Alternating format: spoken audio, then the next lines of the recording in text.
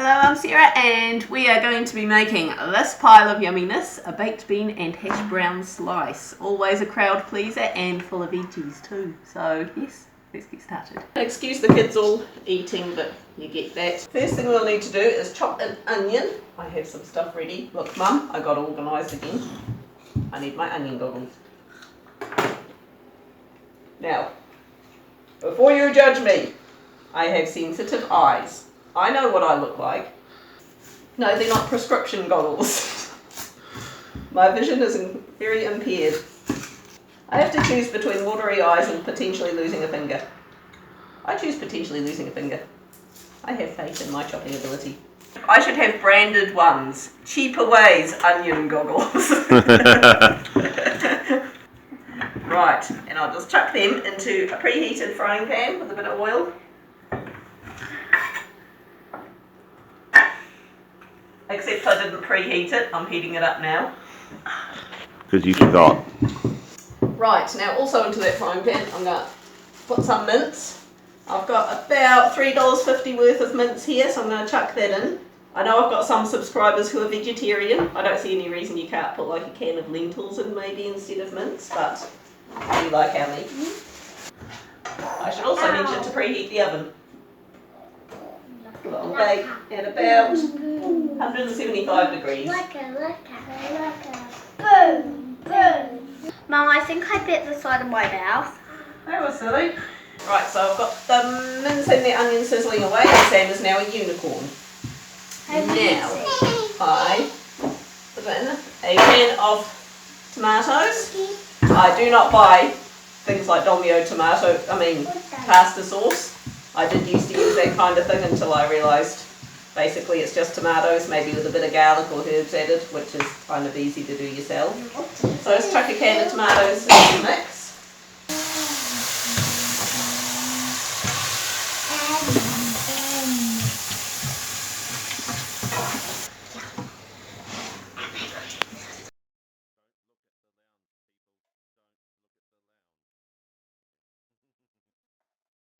And now, the beauty of this is that basically you can chuck in whatever you want to chuck in. This is a great thing for getting some veggies in. The smaller the bits, the more likely they are to get in, especially the likes of... Who's going to grate the carrot and who's going to chop the spinach? Got some spinach out of our garden. I wanted to grate the bread. And chop the spinach then. You know how to do it, just hold it like that. There's a lot of trust involved here, Sam. Please don't lose a finger. You can if you want. Fast forward moment. We actually had some, excuse me Aston, we had a bit of creamed corn left over from a day or so ago that really needs using up, so we might bung that in. You want to bung that in? Bung it in. Bung it in. Whenever I'm doing something mincy, as I've mentioned in some of my other videos, I supplement it with some dried soup mix. I'll put a wee picture up. But yeah, just buy a bag of dried soup mix, which has basically got lentils and barley and split peas in it.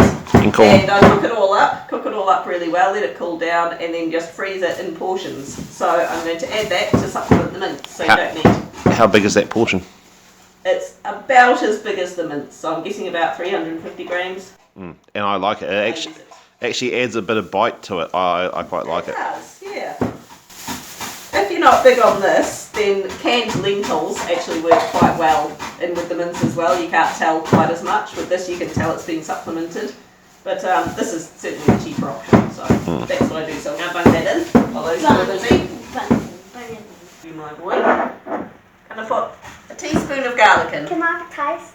No, you can't. Oh, you are so gross. Go on, let her. You reckon I should let her? Yeah, let her have a taste. From the little one.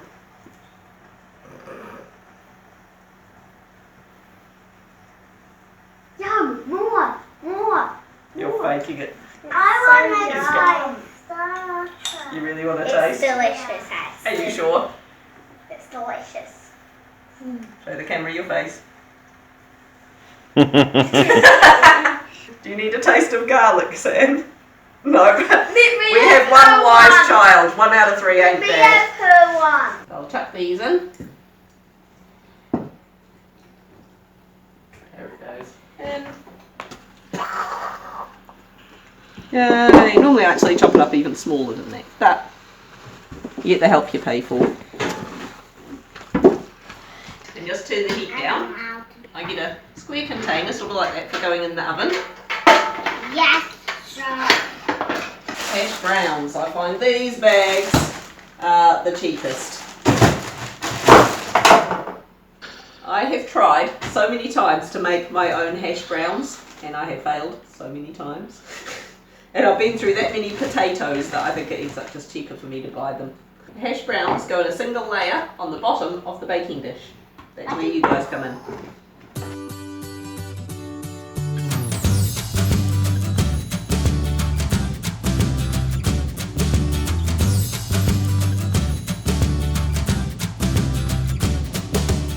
Now it fits. Of course, if you're not pedantic, you don't have to make it absolutely even like that. But I am. Look, that's the thing of beauty now. If you're anything like me, you'll end up with bread crusts. Because of course, no one likes eating bread crusts. This is just how I make breadcrumbs. I find it the easiest way to make breadcrumbs. Because you can just get it in your hand and rub, but how I roll. Watch out, Sam. So, that is looking delicioso, so we are going to dump that straight on top of the hash browns. It's confession time.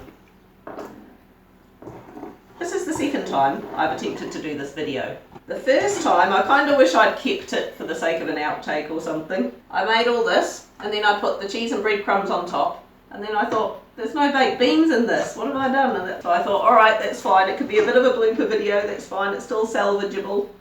So I scraped the cheese and breadcrumbs off the top, and I was about to put the baked beans on, and then I went to the pantry and found I had no baked beans. So it was kind of a double tragedy. However, I put the cheese and breadcrumbs, which were then sort of all mushed up together, back on the top, and put it in the oven, and it was beautiful. So, so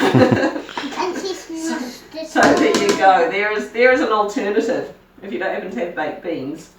The good thing about this recipe is that it's a crowd pleaser. Mimi! Everyone loves this for dinner. I was actually talking to someone one day who she had a kid who was interested in cooking, up and down, not side to side though. And so her kid was doing these cooking lessons, and I can't remember how old she was. So she decided, oh, you'd be doing these lessons, why don't you cook something for us at home? And I think she was just going to do something simple involving beans. And her daughter didn't know how to open a can. Because at this cooking school, they'd put everything out in little bowls.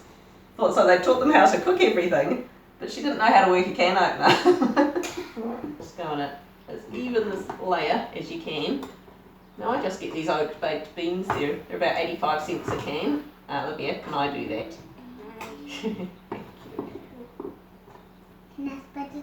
And I actually prefer them to the more expensive brands. Mom.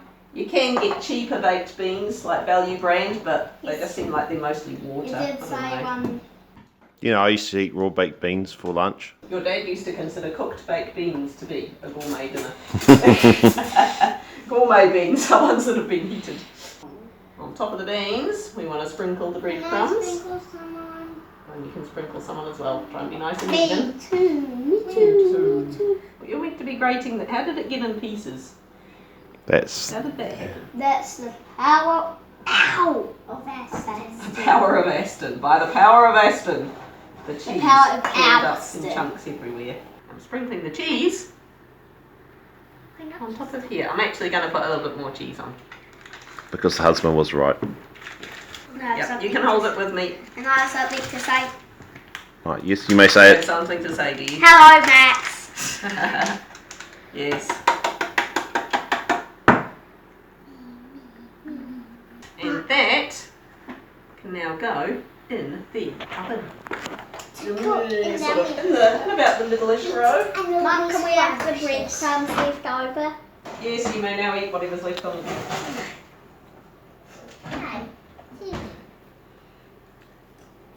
Honestly, they're not starved. It's been about 20 minutes in the oven, and We're going to put this Check that out. Who's going to turn that down? Please like, comment, subscribe, and yeah, let me know how you go if you end up making it.